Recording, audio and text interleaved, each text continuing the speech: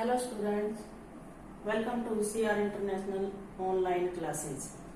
बेटा, कल के लेक्चर में हमने लखनवी अंदाज पढ़ा था और आज हम अपने सिलेबस से पहले थोड़े से उस बारे में जान लेते हैं जो सीबीएसई ने कुछ लेसन हमारे कम कर दिए हैं, हटा दिए हैं हमारे पाठ्यक्रम से। तो सबसे पहले वो देखिए कि कवि देव काव्य भाग में, क्षितिज में काव्य भाग में कवि देव, जो पहले भी हटा हुआ था लेकिन अब भी हटा हुआ है।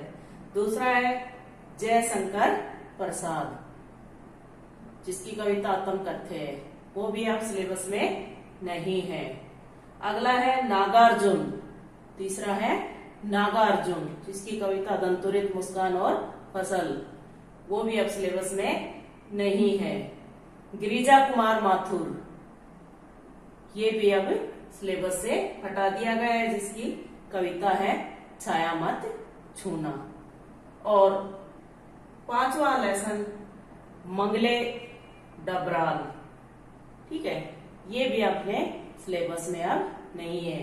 यानी इन कवियों की जो कविताएं हैं वो हमारे पाठ्यक्रम में से हटा दी गई है इस साल, क्योंकि हम क्लासें स्कूल जाकर नहीं ले पाए तो ऑनलाइन क्लासें लेने में थोड़ा सा धीरे काम होता है, इसलिए ये सिलेबस कम कर दिया गया है। यानी 5 काव्य भाग से, 5 लेसन काव्य भाग से और गद्य भाग से लेखिका है मनु भंडारी, एक कहानी यह भी। दूसरा है महावीर प्रसाद द्विवेदी, इनका क्या है, स्त्री शिक्षा के विरोधी कुतर्कों का खंडन, ये भी लेसन में से हटा दिया है।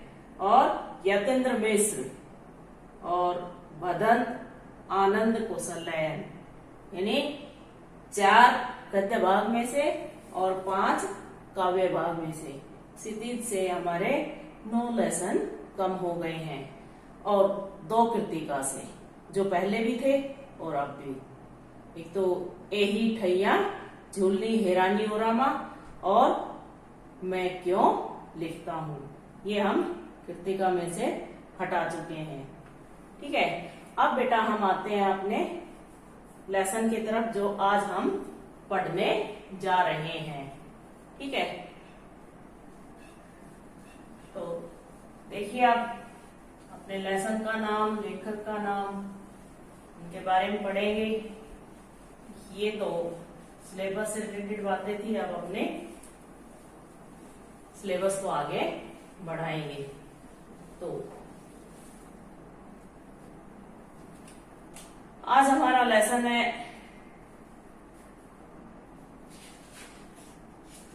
13। कौन सा लेसन है? 13। लेखक कौन है? लेसन का नाम क्या है? मानवीय करुणा की दिव्य चमक।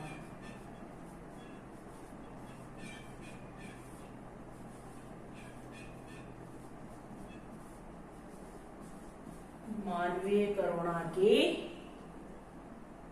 दिव्य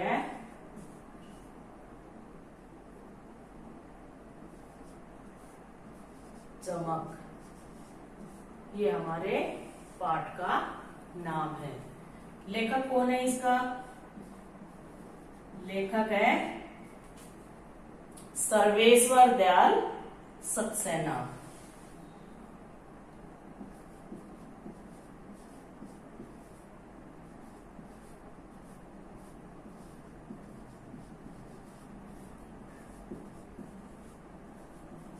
ये लेखक है। अब पाठ पढ़ने से पहले हम थोड़ा सा लेखक के बारे में जान लेते हैं। कब लेखक का जन्म हुआ, कहाँ हुआ, ये सब बातें हम लेखक के बारे में जानेंगे।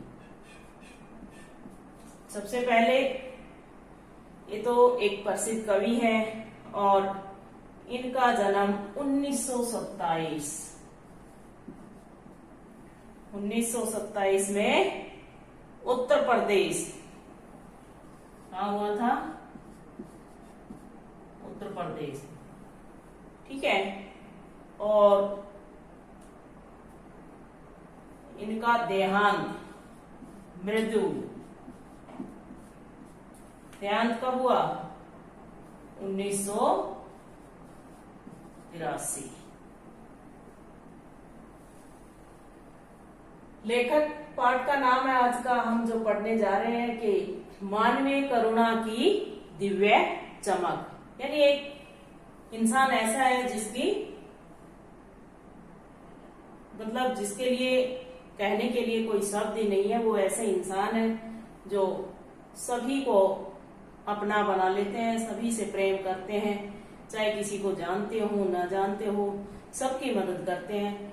इसीलिए उनको मानवीय करुणा की दिव्य चमक कहा गया है। जिस प्रकार से बरगद का वृक्ष सबको छाया देता है, उसी तरह से ये भी एक हस्ती है जिनका नाम फादर बुल्के हैं। तो इनका इस लेसन के लेखक का नाम है सर्वेश्वर दयाल सक्सेना। लेखक का जन्म 1927 ईस्वी में उत्तर प्रदेश में हुआ और देहांत 1983 में हुआ। इनकी रचनाएं हैं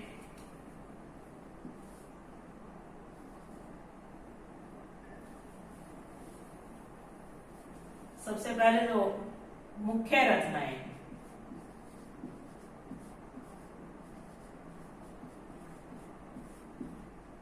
मुख्य रचनाओं में है काठ की घंटियां,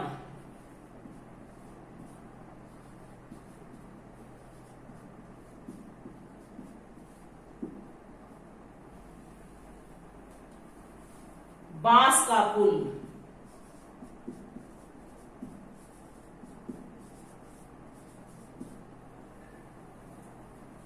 एक सूनी नाव,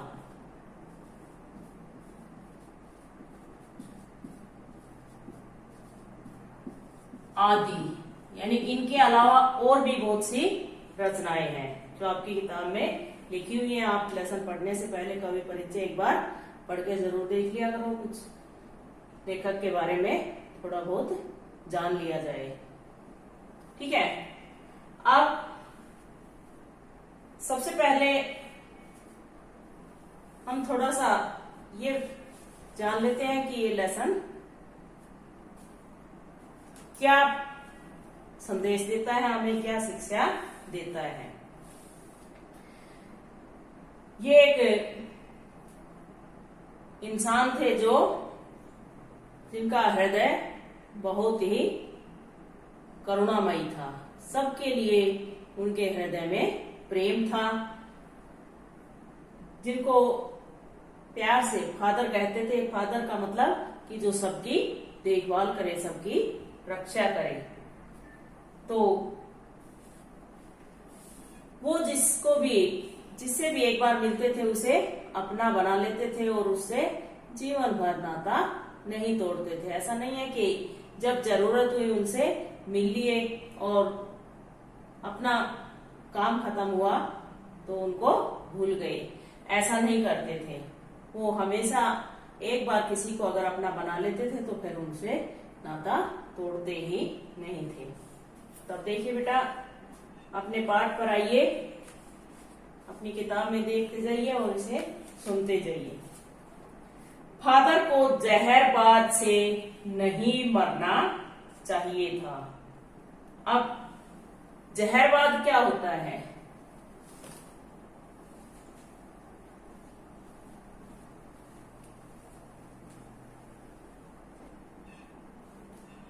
जहरबाद एक जानलेवा बीमारी होती है जिसको आप गैंग्रीन कह सकते हैं। कैसे लिखेंगे?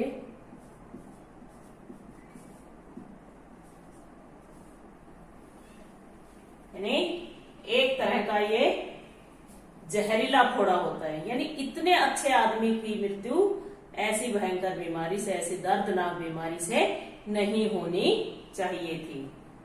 ठीक है, जिसकी रगों में में दूसरों के लिए मिठास भरे अमृत के अतिरिक्त और कुछ नहीं था। यानी वो दूसरों के लिए केवल मिठास ही रखते थे, बल्कि कभी किसी के बारे में बोलना तो दूर की बात, कभी सोचते भी नहीं थे। उसके लिए इस जहर का विधान क्यों?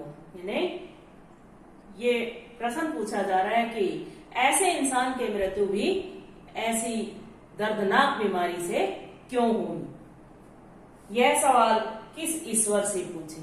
यानी लेखक कहता है कि ये किससे पूछे, कौन से भगवान से पूछे कि ऐसे अच्छे आदमी की मृत्यु इस तरह से हो? प्रभु की आस्था ही जिसका अस्तित्व था, यानी वो ईश्वर में विश्वास रखने वाले व्यक्ति थे। वह देह की इस यातना की परीक्षा, देह का मतलब होता है शरीर,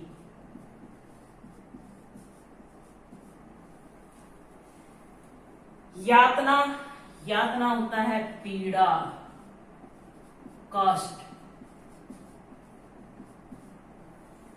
यातना की परीक्षा उम्र की आखिरी देहरी पर क्यों दे?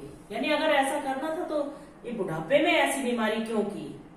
ईश्वर से कहता है लेखक कि कौन से ईश्वर से ये प्रश्न पूछा जाए कि उनको अगर बीमारी देनी भी थी तो ये बीमारी बुढ़ापे में क्यों दी गई, जो उम्र के आखिरी पड़ाव थे। एक लंबी पादरी के सफेद चोगे से ढकी आकृति सामने है, गोरा रंग, सफेद झाई मारती भूरी दाढ़ी, नीली आंखें, बाहें खोल गले लगाने को आतुर। यानी जो फादर बुल्के थे वो हमेशा चोगा पहनते थे। क्यों? क्योंकि वो बेल्जियम के रहने वाले थे और उनकी दाढ़ी पूरी थी, नीली आंखें थी और सबको गले लगाने के लिए हमेशा अपनी, ऐसा लगता था जैसे हमेशा उन्होंने अपनी बाहें खोल रखी हों। इतनी ममता उनके हृदय में, सबके लिए इतनी ही ममता थी, इतना अपनत्व इस साधु में अपने हर एक प्रियजन के लिए मरता रहता था। यानी ये इतना प्यार वो सभी के लिए रखते थे। कौन? Father Bulcke.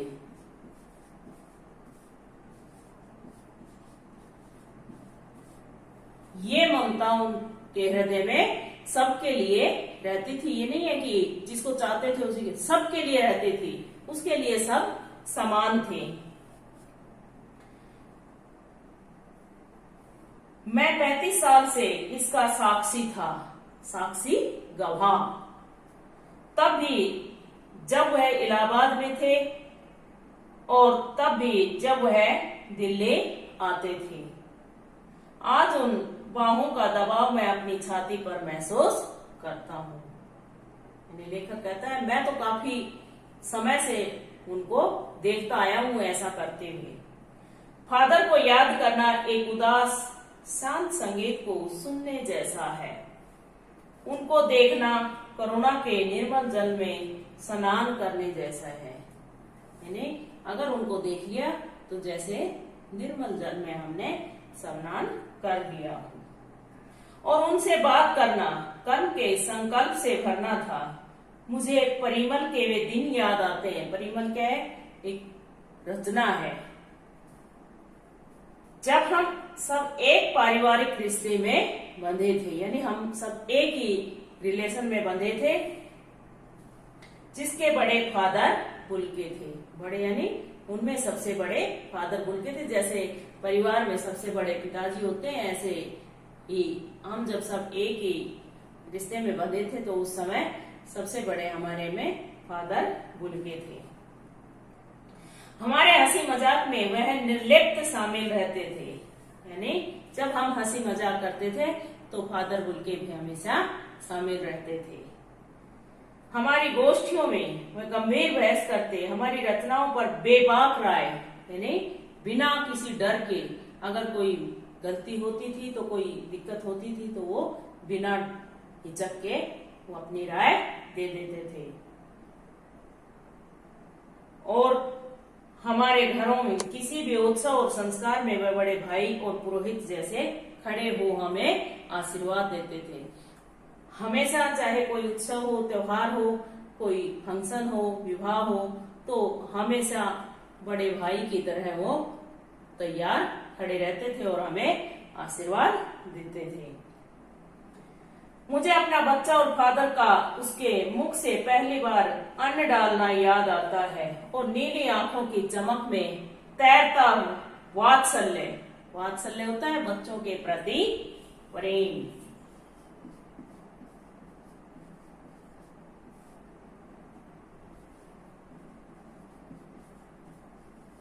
बच्चों के प्रति प्रेम, वात्सल्य। भी जैसे किसी ऊंचाई पर देवदारों की छाया में खड़े हों, यानी फादर बुल्के की तुलना देवदार वृक्ष से की गई है। जिस प्रकार से देवदार वृक्ष की वो बड़ा और घना होता है तो उसकी छाया में सबको विश्राम करने को मिलता है, उसी प्रकार से ये फादर बुल्के सबके लिए समान व्यवहार करते थे, सबको आशीर्वाद देते थे, सबका कोई भी काम होता था हर काम में सबकी मदद करते थे। कहां से शुरू करें? इलाहाबाद की सड़कों पर फादर की साइकिल चलती दिख रही थी। वह हमारे पास आकर रुकती है, मुस्कुराते हुए उतरते हैं। देखिए देखिए, मैंने उसे पढ़ लिया और मैं कहना चाहता हूँ उनको क्रोध में कभी नहीं देखा। यानी फादर बुल्के को कभी गुस्सा आता ही नहीं था, क्रोध में कभी देखा ही नहीं। कभी देखे तो तब ना तब उनको गुस्सा आए, उनको कभी गुस्सा आता ही नहीं था। इसलिए लेखक कहता है कि उनको कभी क्रोध में नहीं देखा। आवेश में देखा है और ममता तथा प्यार में लबालब छलकता महसूस किया है। यानी जब भी देखा है तो ममता से भरा हुआ हमेशा देखा है। अक्सर उन्हें देखकर लगता है कि बेल्जियम में इंजीनियरिंग के अंतिम वर्ष में पहुंचकर उनके मन में सन्यासी बनने की इच्छा कैसे जाग गई। वो जब पढ़ाई कर रहे थे तो जो उनका इंजीनियरिंग का अंतिम वर्ष था तो उनके मन में सन्यासी बनने की इच्छा जागृत हुई और उन्होंने ये आवेदन रख दिया। जबकि घर भरा पूरा था, 2 भाई 1 बहन, माँ पिता सभी थे। पता नहीं फिर भी क्यों सन्यासी बनना चाहते थे कि उनके घर में सब थे, भाई भी था, बहन भी थी, माँ और पिता सब थे, लेकिन फिर भी वो सन्यासी बनना चाहते थे। आपको तो सन्यासी बनकर वो क्या करना चाहते थे?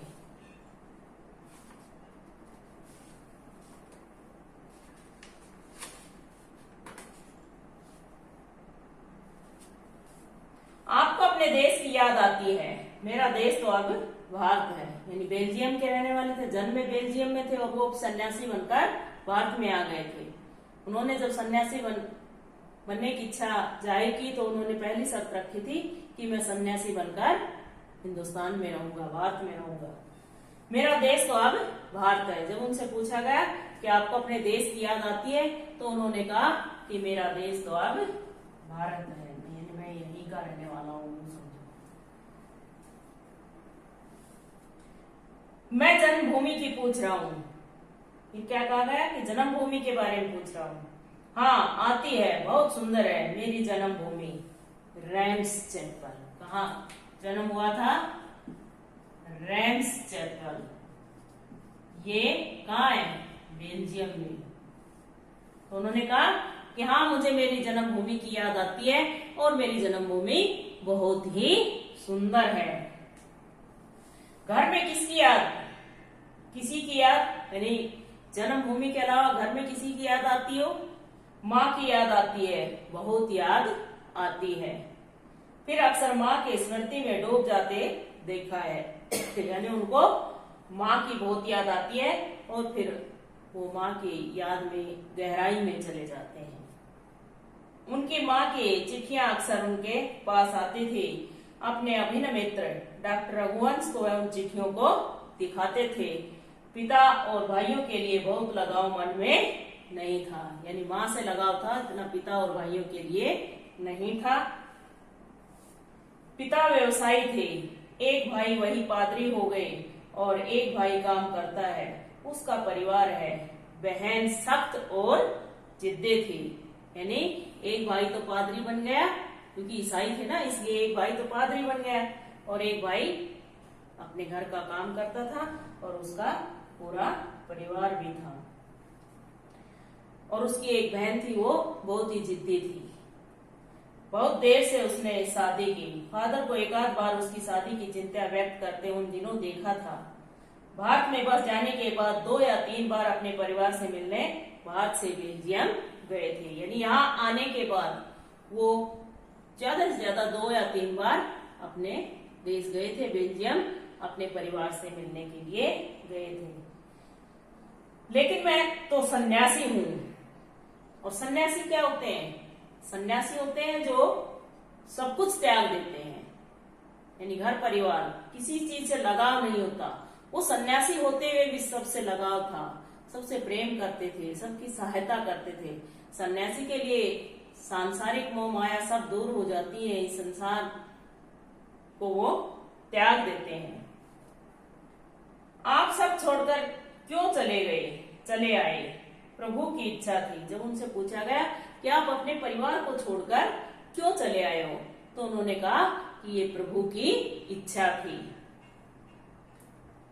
वह बालकों की सी सरलता से मुस्कुराकर कहते, माँ ने बचपन में ही घोषित कर दिया था कि लड़का हाथ से गया। जैसे छोटा बच्चा होता है ना, तभी कहते हैं कि पूत के पांव पालने ही दिख जाते हैं। तो जो छोटा था तभी उसकी माँ ने कहा कि लड़का हाथ से गया। और सचमुच इंजीनियरिंग के अंतिम वर्ष की पढ़ाई छोड़कर फादर बुल के सन्यासी होने जब धर्मगुरु के पास गए और कहा कि मैं सन्यास लेना चाहता हूँ, हाँ, धर्मगुरु के पास गया कि मैं सन्यासी बनना चाहता हूँ, मैं सन्यास लेना चाहता हूँ, तथा एक शर्त रखी। और सन्यासी बनने के लिए एक शर्त भी रखी। शर्त क्या थी कि सन्यास लेते समय सन्यास आने वाला एक शर्त रख सकता है। और उनकी क्या शर्त थी कि मैं भारत जाऊंगा, यानी मैं सन्यासी बनूंगा और सन्यासी बनकर यहाँ नहीं रहूंगा, बल्कि मैं भारत चला जाऊंगा। भारत जाने की बात क्यों उठी नहीं जानता, बस मन में यह था कि मैं भारत जाऊं। ये नहीं पता क्यों, लेकिन मन में था कि सन्यासी बनकर मैं भारत में रहूंगा। उनकी शर्त मान ली गई और वह भारत आ गए। पहले जिसेट संघ में 2 साल पादरियों के बीच धर्माचार की पढ़ाई की, फिर 9-10 वर्ष दार्जिलिंग में पढ़ते रहे। कोलकाता से बीए किया और फिर इलाहाबाद से एमए। यानी उन्होंने हिंदी में बीए किया और एमए किया। उन दिनों डॉक्टर धीरेन्द्र वर्मा हिंदी